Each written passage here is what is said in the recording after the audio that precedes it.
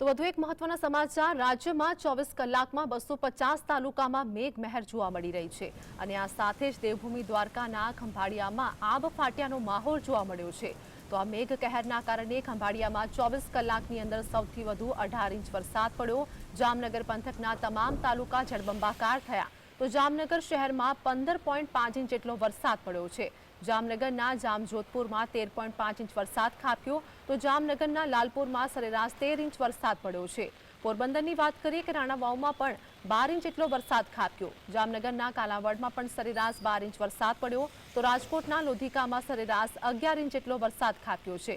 દેવભૂમિ દ્વારકાના ભાણવડમાં પણ સરેરાશ 11 ઇંચ વરસાદ પડ્યો તો રાજકોટના કોટડા સાંગણીમાં 11 ઇંચ જેટલો વરસાદ ખાબક્યો। પોરબંદરમાં 24 કલાકની અંદર 10 ઇંચ જેટલો વરસાદ ખાબક્યો હતો।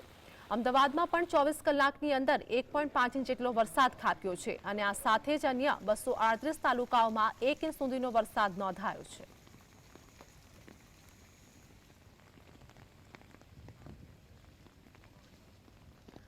તો અમારી સાથે અમારા સહયોગી કામેશ અમારી સાથે જોડાઈ ગયા છે। કામેશ, રાજ્યમાં હજુ પણ હવામાન વિભાગ દ્વારા 5 દિવસ ભારે વરસાદની આગાહી। આ વચ્ચે વાત કરીએ કે અનેક જગ્યા પર નુકસાની અને તારાજી સર્જાઈ રહી છે। હાલ કેવી કામગીરી, શું વધુ અપડેટ?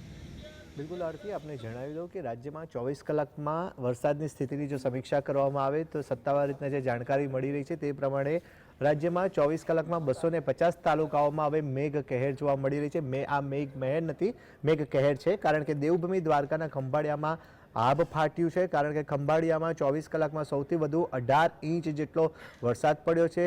દેવભૂમિ દ્વારકાના તમામ તાલુકાઓની વાત કરવામાં આવે તો જળમગ્ન થઈ ગયા છે। નીચાણવાળા વિસ્તારોમાં પાણી ભરાયા હોવાની વાત સામે આવી રહી છે। જામનગર પંથકની વાત કરવામાં આવે તો જામનગર પંથકમાં પણ તમામ તાલુકા જળબંબાકારની સ્થિતિ છે। જામનગર શહેરની વાત કરવામાં આવે તો 24 કલાકમાં 15.5 ઇંચ જેટલો વરસાદ પડ્યો છે। જામજોધપુરની વાત કરવામાં આવે તો 13.5 ઇંચ જેટલો વરસાદ પડ્યો છે। જામનગરના લાલપુરમાં સરેરાશ 13 ઇંચ જેટલો વરસાદ પડી ગયો છે। પોરબંદરની વાત કરવામાં આવે તો પોરબંદરના રાણાવાવમાં 12 ઇંચ જેટલો વરસાદ 24 કલાકમાં પડી ગયો છે। જામનગરના કાલાવાડમાં પણ 12 ઇંચ જેટલો વરસાદ પડ્યો છે। રાજકોટ પંથકની વાત કરવામાં આવે તો રાજકોટના લોધિકામાં સરેરાશ 11 ઇંચ જેટલો વરસાદ પડ્યો છે। આ ઉપરાંત કોટડા સાંગાણીની વાત કરવામાં આવે તો કોટડા સાંગાણીમાં પણ સરેરાશ 11 ઇંચ વરસાદ 24 કલાકમાં નોંધાયો છે। મેટ્રો સિટી અમદાવાદની વાત કરવામાં આવે તો અમદાવાદમાં પણ ગઈકાલે ગાજવીજ સાથે દિવસભર વરસાદી માહોલ યથાવત હતો। 24 કલાકમાં સરેરાશ 1.5 ઇંચ જેટલો ઓવરઓલ વરસાદ સત્તાવાર રીતના નોંધાયો છે। અન્ય 238 તાલુકાઓ એવા છે કે જેમાં 1 ઇંચ સુધીનો વરસાદ પડ્યો છે। હાલની જો સ્થિતિની વાત કરવામાં આવે તો કહી શકાય કે પહેલાં વાત કરીએ તો દક્ષિણ ગુજરાતનો વારો હતો અને છેલ્લા 24 કલાકમાં મેઘરાજાએ સૌરાષ્ટ્રનો વારો કાઢ્યો અને કહી શકાય કે સૌરાષ્ટ્ર હવે જળબંબાકારની સ્થિતિ જોવા મળી રહી છે। હવામાન વિભાગની જે આગાહી છે તે પ્રમાણે હજી આગામી 5 દિવસ સુધી વરસાદી માહોલ અને ભારે વરસાદ કેટલાક ભાગોમાં યથાવત રહે તેવી હવામાન વિભાગ દ્વારા આગાહી વ્યક્ત કરવામાં આવી છે। જી કામેશ, માહિતી બદલ આપનો